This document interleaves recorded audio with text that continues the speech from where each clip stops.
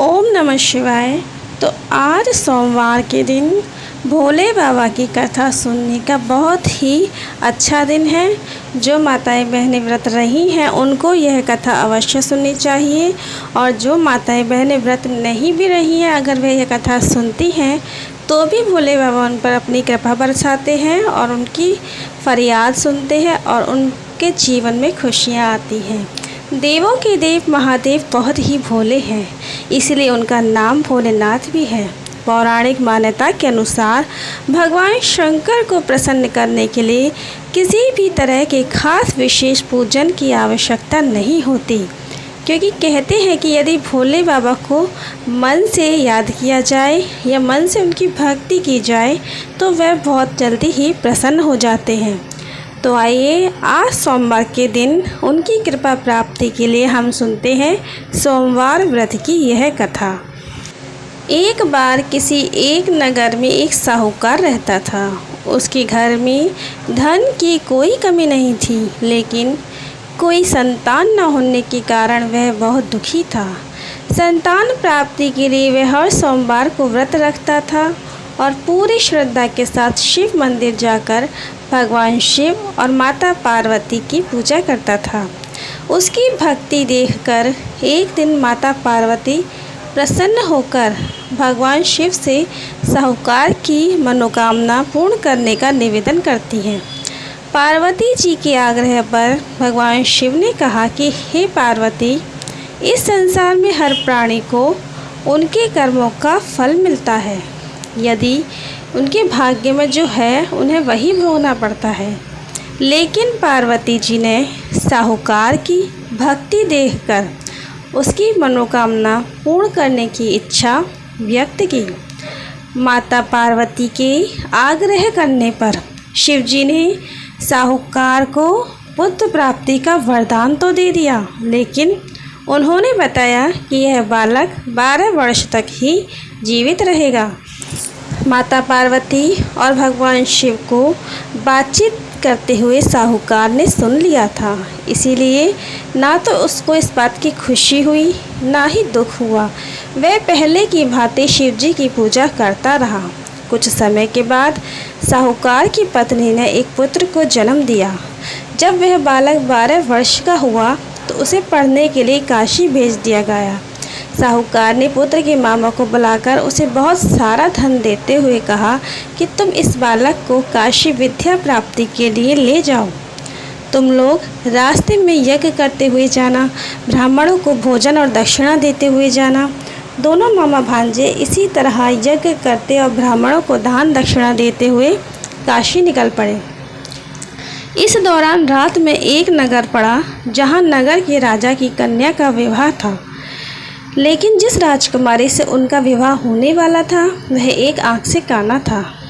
राजकुमार के पिता ने अपने पुत्र के काना होने की बात को छुपाने के लिए सोचा, क्यों ना हम साहूकार के पुत्र को दूल्हा बनाकर राजकुमारी से विवाह करा दूं। विवाह के बाद इसको धन देकर विदा कर दूंगा और राजकुमारी को अपने नगर ले आऊँगा। लड़के को दूल्हे के वस्त्र पहनाकर राजकुमारी से विवाह करा दिया गया।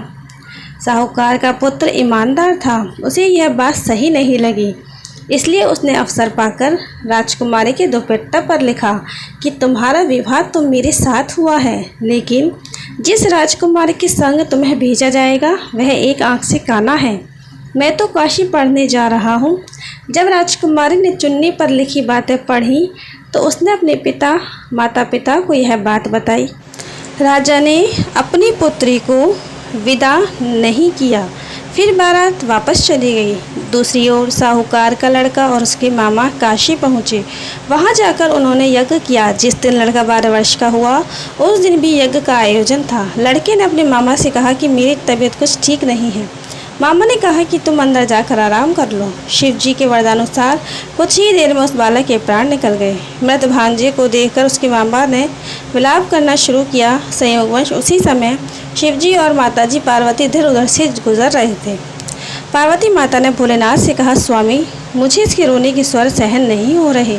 आप इस व्यक्ति के कष्ट को अवश्य दूर करें।